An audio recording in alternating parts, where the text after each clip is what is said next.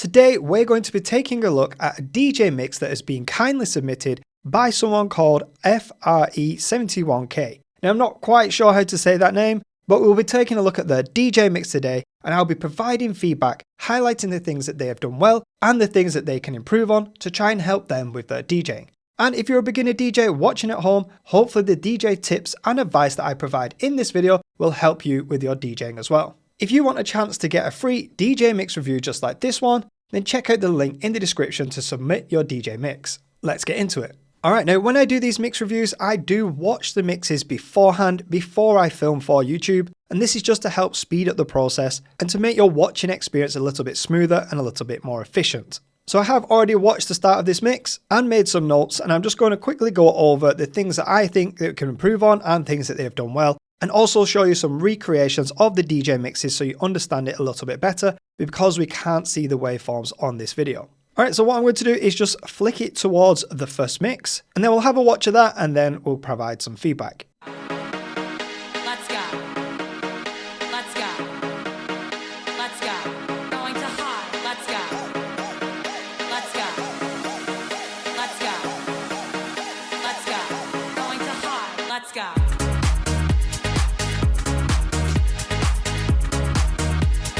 Get the fuck, get the fuck, let's go.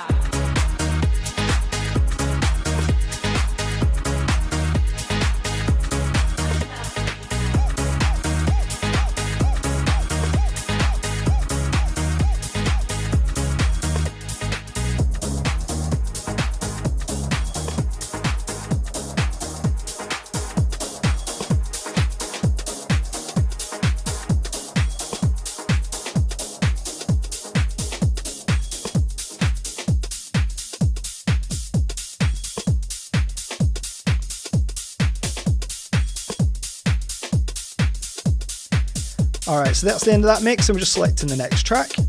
Alright, so firstly, I just want to comment on the layout and the three different cameras. Personally, I find it a little disorientating and not quite sure what to focus on with the portrait mode multiplied 3 times. Now, I do understand you might be filming in portrait mode from your phone, maybe for social media, and just to fill them gaps on the YouTube landscape, you've just multiplied it by 3. But for me personally, if you're filming for YouTube, I would say film the mix in landscape, which is sideways, and just have the full view and just one version of you DJing on the decks. Then if you're filming for social media, film separately for social media to fit that platform. Now, one thing I did notice with the song that you're mixing out of, so the first track you play called Let's Go, is actually a radio edit off Spotify. So I had to actually go in and find this track because it's a different version that you would find on DJ specific platforms such as Beatport. And I have done a whole video on why you shouldn't DJ with tracks from Spotify, and this is going to be one of them examples. Now in this track, because it is a shorter radio edit version, it doesn't actually stick to the usual 32-beat pattern that you find in most tracks. And when you press play at the start of the drop, and the track actually changes the pattern and has some really awkward bars in there that throws off the timing. So what I'm going to do now is go back to the start of the mix, and when you press play, I'm going to start counting. And what you'll notice is the track will change and it'll actually disrupt the 32-beat count. I think it does like a 16-beat phrase and then a 4-beat phrase, and then it gets back on the normal 32-beat structure. But we don't account for that, so it throws the whole timing of the mix off. Now, if you're not fully understanding what I'm saying right now, I am going to show you exactly what I mean with my DJ software and with my DJ controller after we've watched the mix. Let's go. Alright, so as soon as he presses play, I'm going to start counting. And just notice that it doesn't stick with the 32-beat structure. Let's go. Alright, you ready? Let's go. Going to high. Let's go. 1, 2, 3, 4, 5, 7, 8, 9, 10, 11, 12, 13, 14, 15, 16, 17, 18, 19, 20, 21.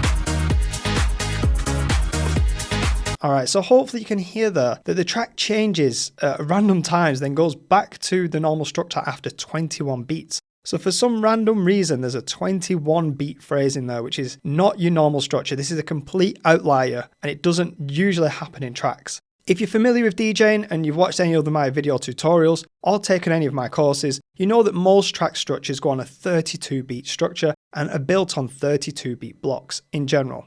Now you can still mix with this track, and I'm going to show you exactly how you can mix with this track after we've watched this mix again, but I'm just going to highlight a few points first. So the first thing is it's going to be out of time because the track is an irregular track because it's from Spotify.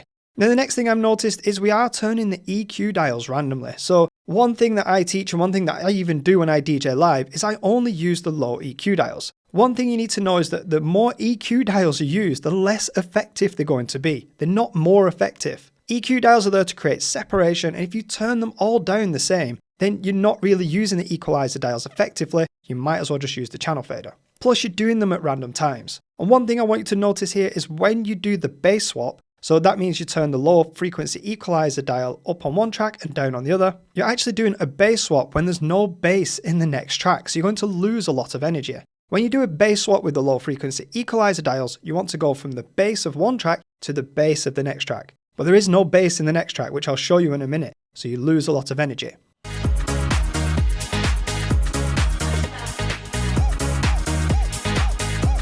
Alright, so we're just turning the EQ dials randomly here, and then the bass swap, listen.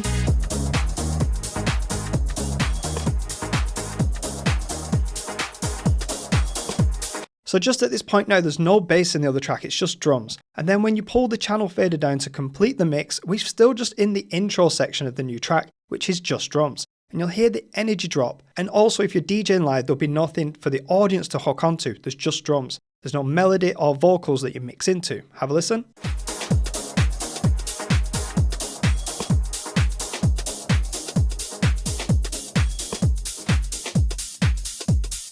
Alright, now we're completely into the new track now, and it is just drums.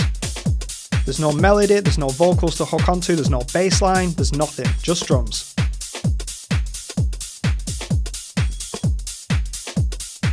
Listen to when it comes in. Let's wait.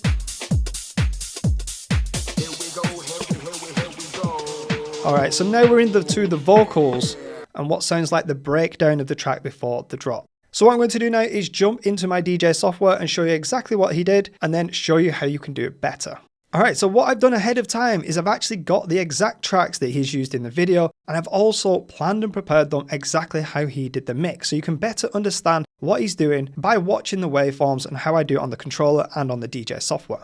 So the main thing I think we need to fix with this mix is the timing. Now I have an order of importance of things that you should really be learning when DJing, and one of the most important things before everything else is the timing of two tracks. No amount of EQing or effects will solve a badly timed mix. Timing is the most important thing you need to look at when mixing two tracks together, and that's the first thing you need to focus on. So right here at Hotkey F on the track on the left, the track Let's Go, is when we press play on the track on the right. Now as I mentioned, there is a random 21 beat phrase here, and then it goes back to the normal structure. So let me recreate that mix for you. This is how it would sound. 5, let's go.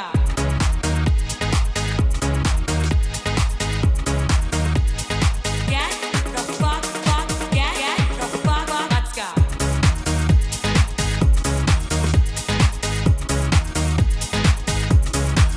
go. Alright, and now on this next hot cue is when we start swapping the basses.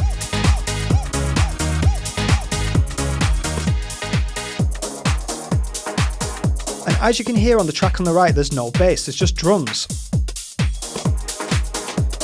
And then at this next hot cue, we lower the volume.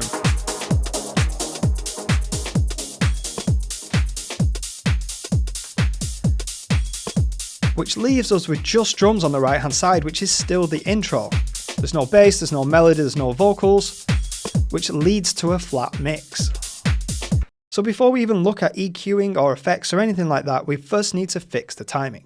Now what I teach in my DJ courses and what I teach my students is you really don't want any flat parts in your DJ sets where it's just drums playing by itself. But you also don't want two main elements of tracks playing at the same time. So for example, you don't want two vocals or two melodies playing at the same time. Now the way I usually work this is I'll go to the track that I'm mixing in next, and I'll find where the main elements and the sounds come in on the track at the first time. So I'll go to around here, let's have a listen.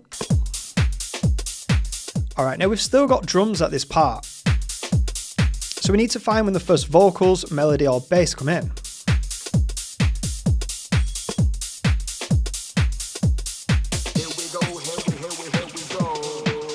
Alright, so just there is the first kind of vocals that we have come in, and it sounds like it's going into a break. It looks like the break lasts for 32 beats before it drops. So let's just have a listen to this section. Now it's quite minimal, there's not really much going on, so it's not very significant. Drop that shit. Alright, and that's into the first drop. So really this phrase here on this breakdown isn't that significant and it won't clash with another track too much. So what you could actually do is set a hot cue here. This is the first part of the track that actually gets going and would keep the audience's attention. So what I'm going to do is delete these hot cues at the start of this track and I'm going to do my own. So what I'm actually going to do is just set a hot cue here, and this is going to be the point where I'm going to mix into.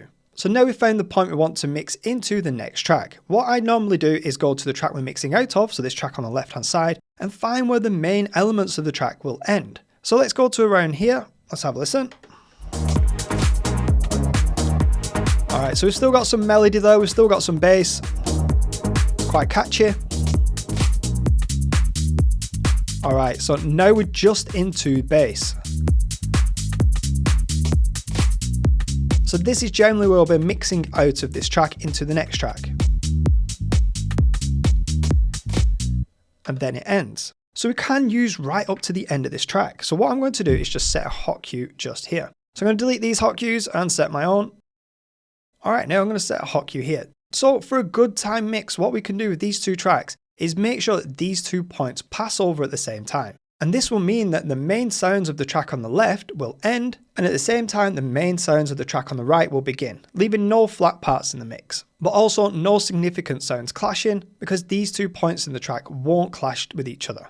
Now to make sure we get this time right, we can use a system that I teach in my courses, where you basically jump backwards 2 phrases of the track and set hot cues there to make sure we get the timing right. So what I'm going to do on the track on the right is just go to beat jump, jump back 2 phrases, which is 32 beats, 1, 2.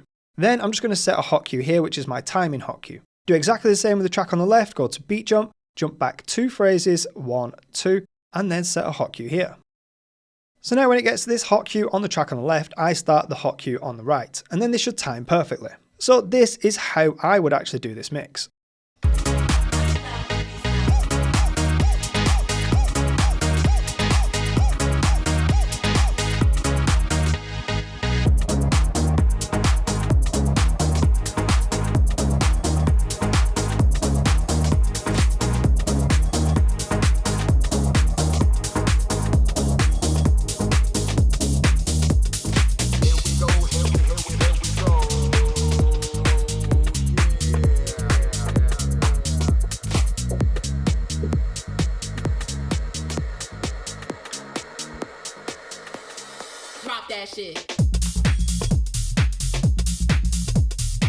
Alright, so that is how I do that mix. Hopefully you can hear there's no flat parts in the mix where it's just drums playing by itself, and the structures overlap each other perfectly. So one mistake that I see beginner DJs make, which I think was made in your mix here at the start, was that they press play at the start of the drop regardless of whatever track they're mixing in next. So for example, when it got to the drop here on this track, Going to high. Let's go.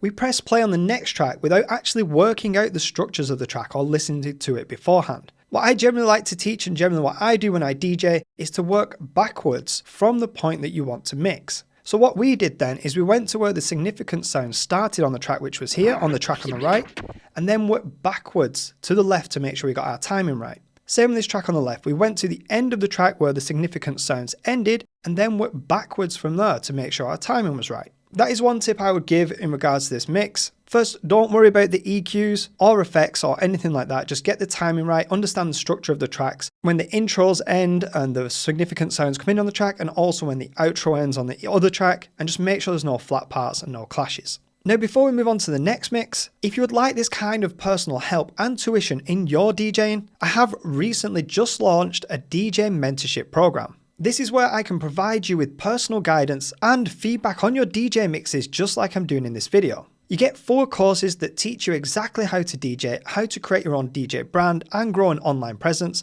as well as personal guidance and feedback from me. This is designed to help you progress and grow faster as a DJ and learn from my 15 years of experience. I will help guide you through the process of learning to DJ and make sure you're on the right track to success. If you are interested in this, just head over to offtherightjack.com. go to the DJ Mentorship tab and click Find Out More. There'll be links to this in the description of the video.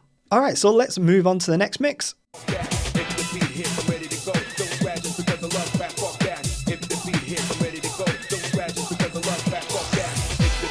I'm ready to go. If the beat hits, I'm ready to go. Drop that shit. Nasty 90s, motherfuckers. Drop that shit. Nice.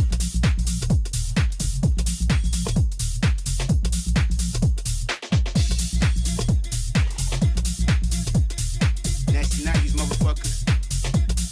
Drop that shit.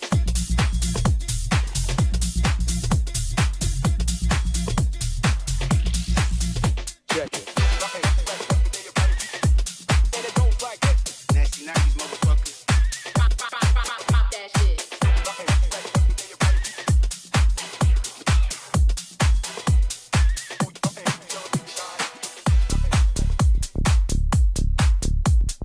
Alright, and then we fully into the next track.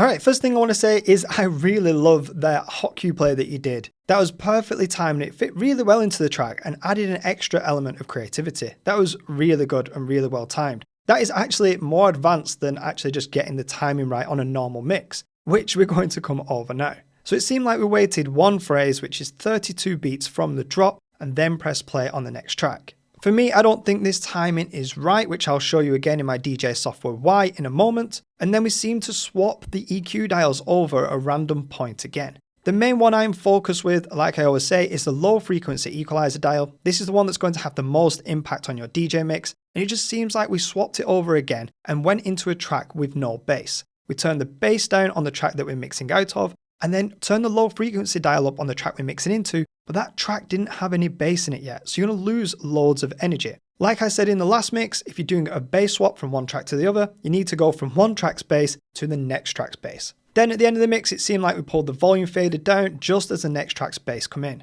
So it seemed like you did all your mixing way too early before any significant sounds come in on the next track. So let's just have a quick watch of that again, and then I'll show you in my DJ software what I would do instead.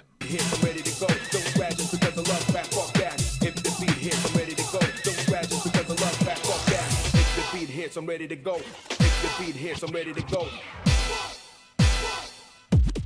Drop that shit. Alright, so this is where we're going to wait 32 beats before we press play on the next track. Drop that shit. That was really well timed. I actually really like that, so well done. So we're going to press play in a minute. 1, 2, 3, 4. Yep. Get the beats in time, that's fine. Start fading the track in. Drop that shit. Perfectly timed, love that. Alright, now just here we're switching the highs. It doesn't really make too much of a difference. But just in a minute, listen to when they swap the basses over. It goes from one track's bass to just drums on the other track, so you're losing a lot of energy. I'm going to switch the basses. At this point, there's just drums on the other track. Love that though, brilliant. Love that. So listen now, when we bring the channel fader down, the next track's bass comes in. 1. That's when the bass comes in on the next track, but that's when you pull the other track out.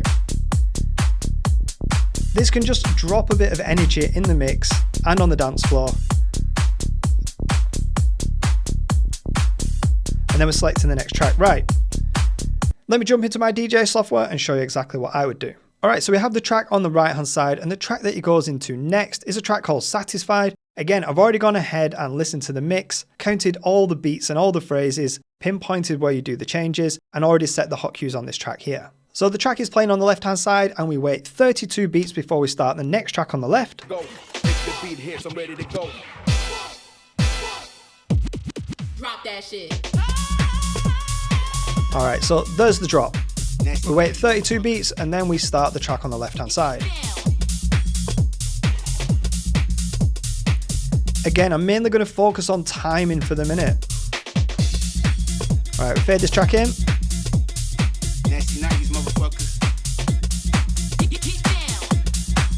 Alright, now these next hot cues are where you do the bass swap, and notice there's no bass on the top on the top track. So it just sounds like that on the left, which is just the kick drum. You can see it on the waveform. Bass, just kick. Now, as it gets to here, we fade the other track out.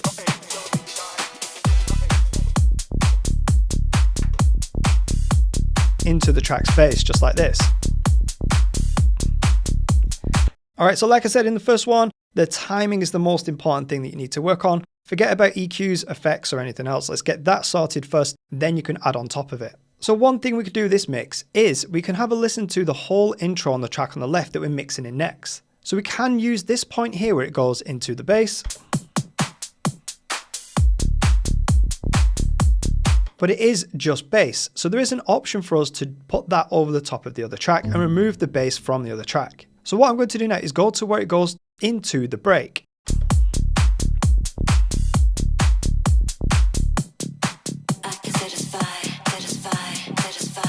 Alright, just there where the vocals come in, this is going to be the start of the break. So we can actually mix into this point. So what I'm going to do is just delete these hot cues that I had set up for yourself. And I'm going to set a hot cue just here. Now what we can do is work out how many phrases, so how many 32 beat blocks there are in this intro. So what we can do is go back to beat jump, go to 32 and then jump to the left, go backwards 32 beats and count how many times we do it. So we go 1, that's one block of 32, one phrase, 2, 3 and 4. So this whole intro section, including the bass, is 4 phrases long. Now if we go to this mid-chorus, and this seems to be where you want it to mix out, let's go to the end of it and listen to when it goes into the break.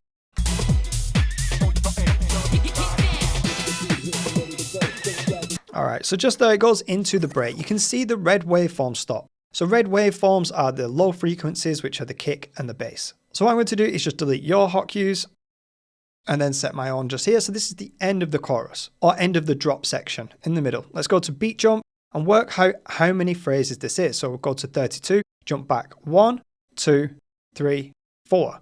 So this whole drop section here is the exact same time and distance as the intro on the track on the left. So what we can actually do is overlap them two sections so that when it goes into the break on the track on the right, just here at hot cue H, it will go into the break on the track on the left on the intro, just here at hot cue C. So they would time like this, so the structures match perfectly. This will make the mix flow a lot better and sound more natural to the audience. Now what we're going to do in the middle is do a bass swap. Because the bass on the track comes in halfway through after 2 phrases, we can switch the basses there. So let's jump back 2 phrases on the track on the left that we're mixing in next. 1, 2. This is the point right here on the track on the top where the bass comes in. So you can see the difference. There's only kick drums on the left hand side and you can see the gap between the kick drums, and then on the right hand side the kick drums are still there but there's a red waveform in the middle. That is the bass. That's how you identify the bass, by looking at the waveform. So I'm going to set a hot cue just here. This is going to symbolize to me, this is where I'm going to do the bass swap. I'm going to do the same thing on the track on the right just so it matches up. So we're going to the end of the drop section at the start of the next break, beat jump back 2 phrases, 1, 2. Set a hot cue just here.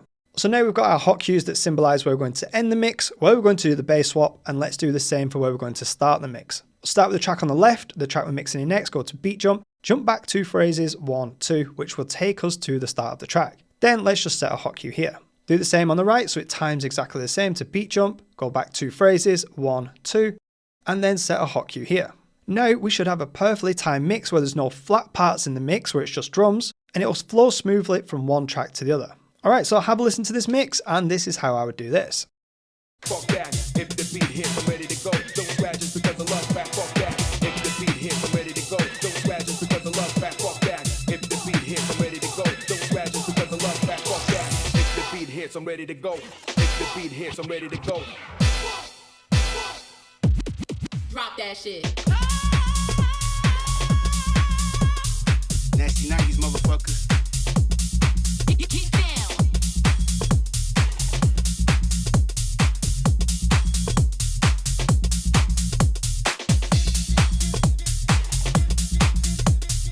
Nasty 90s motherfuckers. Get down.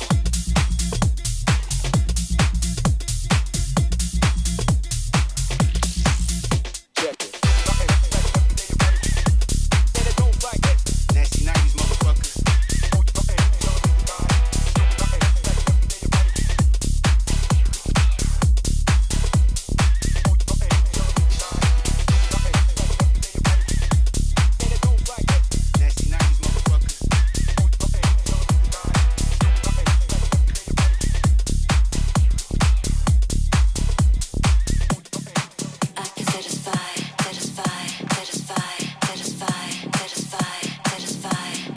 Alright, and then we're into the next track's breakdown. So hopefully you can see then how the structures of them two tracks overlapped perfectly. We did a bass swap in the middle, so there's only one bass from one track playing at a time, but we went from one track's bass to another track's bass. There was no point in that mix where there's just drums playing, and then at the end of the mix, you've seen that when it was meant to go into one track's break, it actually went into the next track's break. So the timing of that was perfect. Alright, let's take a look at the next mix, and this is the last mix I'm going to be looking at in this video.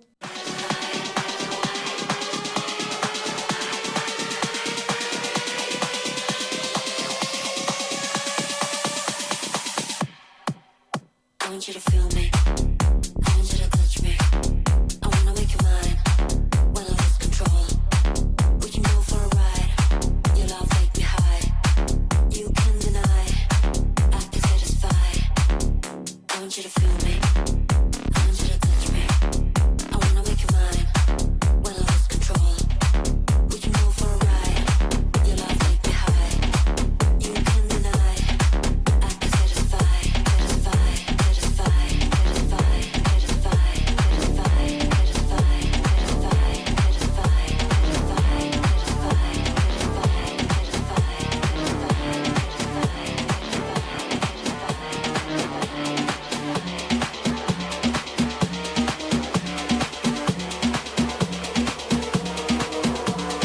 Don't you understand? I need this right now.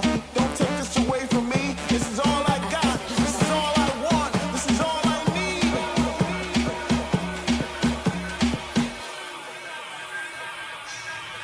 Here we go. Here we go. Here we go.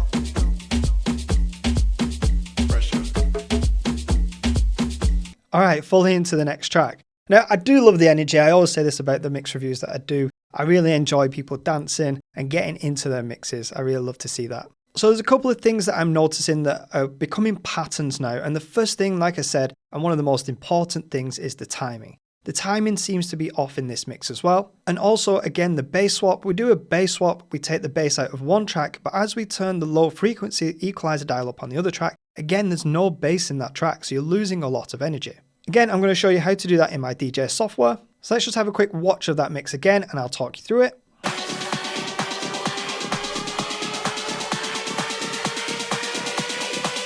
This is a tune, by the way. I think it's absolutely banging. I want you to feel me. I want you to touch me. Alright, so just on that first bit there, I see you turn the low frequency equalizer down just before it drops and turn it back up. I can see where you're coming from with that, but it's not necessary. The track has no low frequencies at that point. The producer has already done that for you. The producer has already removed the low frequencies from the track before the drop and then brings them back in on the drop section with the kick and bass. So what you're doing there with the low frequency equalizer dial is actually not effective. But this tune is absolutely great. I really like it. It reminds me of a Tita Lowe tune. When I first heard it, I thought it was Tita Lowe. Alright, so we wait 32 beats again before we press play. So with that, one thing I'm noticing is you are waiting 32 beats to press play. So you are conscious of the 32 beat phrase. You're not just pressing play completely randomly. You are doing it in time with the track structure. It's just the structure of your mix isn't correct. So the way the tracks overlap. You can deny, I can satisfy. I want you to feel me. I want you to touch me. Alright, so we get the beats in, start to fade in. Again, there's no real need for the high frequencies to be switched. Doesn't make that much difference.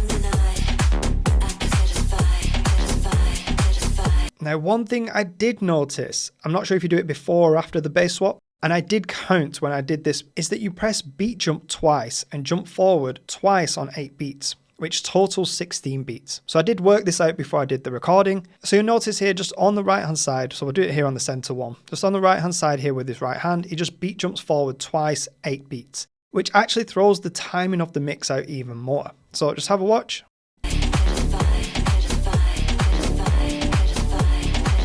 So we do a bass swap. Oh no, beat jump. 1, 2. Then swap the basses.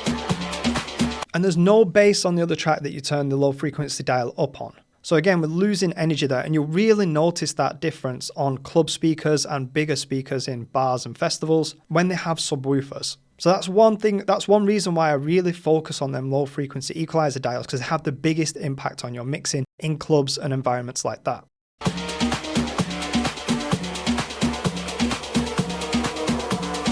Don't you understand? I need this right now.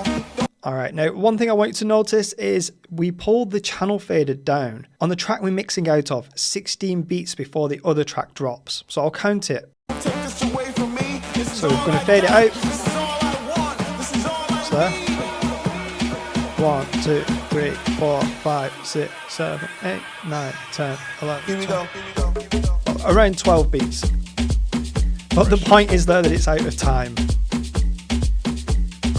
And then we're into the next track. All right, so let's recreate that. We've got the track Satisfied on the left, and then the next track on the right is called This Is My Life. So I've already gone ahead and set the hot cues again before the video just to save time, and I'll talk you through exactly what he did in the mix. So this track's playing on the left. I want you to feel me. I want you to touch me. Again, this track is an absolute banger, love it. So we wait 32 beats and press play on the track on the right. Your love take me high. You can deny. Remember, I'm just focusing on timing here first, that's the main thing. I want you to feel me. All right, we fade this next track in. I wanna make you mine. When I lose control, we can go for a ride. Your love take me high. You can deny. Right, now on the next hot cues, we do an 8-beat beat jump. So I'm gonna put beat jump on the right hand side. Jump forward 8 beats twice. So we jump forward, 1, 2. So that's what he does in the mix. Switch the basses.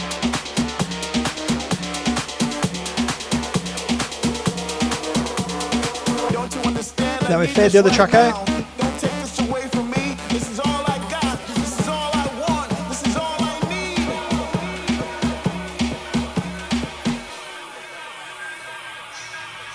Here we go. Here we go. Here we go.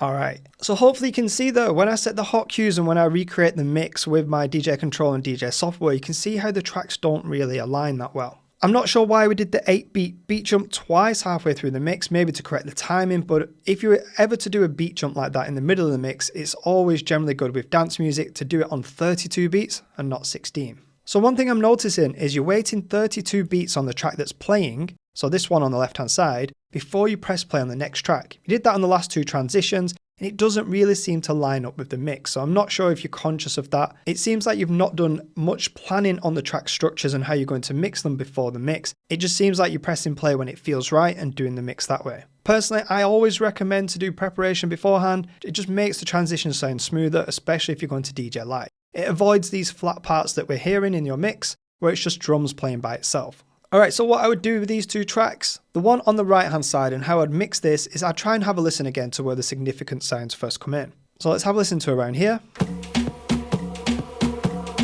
So we just still got drums. Don't you understand? I need this right now.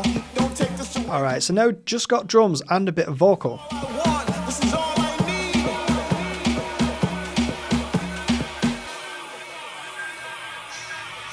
Here we go. Here we go. Here we go. Alright, nice. So we've got 2 points that we can mix into there. We can mix into it just as the vocals come in, which is here. Don't you understand? I need this. So we can mix into that point. But both these 2 tracks are in key, so this makes the mixing a little bit easier if you're overlapping middle parts of tracks. When I prepare my tracks for DJing live, I do test them out. I don't just set them in one way and then stick to that. I will test them out and see which sounds best with most tracks. Now the second option we can do this track is mix into the drop, Here we go. Here we go. just at this point here. So what I'm going to do is go back to hot cue, delete these hot cues that we had set for yourself, and I'm going to actually try and mix into this point. So I'm going to set a hot cue just here. So what I'm going to do, similar to what you did and similar kind of timing, is go to the second drop of this track here.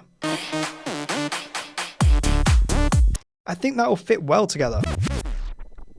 So what I'm actually going to do is let these 2 tracks build up together and then just switch the drops at the end. I think that will really keep the energy going. So I'm going to delete these hot cues that we had set for you. I'm going to set a hot cue just here, and I want these 2 tracks to pass over at this time, but I'm actually going to stop the track on the left before this point. Now to get our timing right, we need some timing hot cues. So the track on the right, I'm going to go to beat jump, jump back 2 phrases, same as all the other tracks, so we're kind of creating a system for you here that should work with all your tracks if you were to mix them flexibly. So I'm going to jump back 1, 2. Go back to hot cue, set a hot cue here. Then on the track on the left hand side, we're going to go to beat jump and do exactly the same so it times right. 32 beats backwards, 1, 2. Then just set a hot cue here. Then we're going to mix these two tracks together nice and smooth with the channel faders, maybe a bit of low EQing, and hopefully that mix will sound good. So let's have a listen. When I lose control, we can go for a ride. Your love take me high. You can deny. I can satisfy, satisfy, satisfy, satisfy, satisfy, satisfy, satisfy, satisfy, satisfy,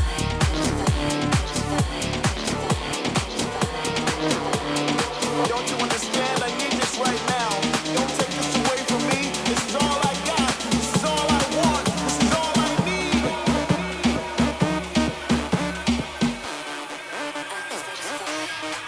Here we go. Here we go. Here we go. Pressure. Pressure. Alright, there we go. I think that sounded pretty good. That will keep the energy going on the dance floor. It will keep the audience entertained and keep them hooked. We're not having two significant sounds clash. There's no vocal clashes really in that mix, no bassline clashes, and the structures of the tracks overlapped perfectly. So hopefully you can see the difference and how thoughtful I am with the structures of the tracks and how they overlap. This is what's going to make the biggest difference in your DJ mixing, not tweaking the high EQs, not adding any effects, it's the timing and how you overlap the two tracks. That is the first thing I would recommend working on, just having a look at your track structures and how you can overlap them to avoid any flat parts in your mix and with no clashes of significant sounds. So that means there's not two vocals playing at the same time or two bass lines or two melodies. Alright, now I hope this video is helpful for you. Like I said before, if you want this kind of tuition and attention yourself, check out my new DJ mentorship program where you can work closely with me, get my personal guidance, add feedback on your DJing to help you improve faster. Head over to offtheracjack.com and you can find out more information there. And if you like this style of video and you want to watch more DJ mix reviews just like this one, then check out this video here where you can watch another DJ mix review where I provide feedback on someone's mix and help them with their DJing. Thanks for watching, hope to see you again in the future, bye for now.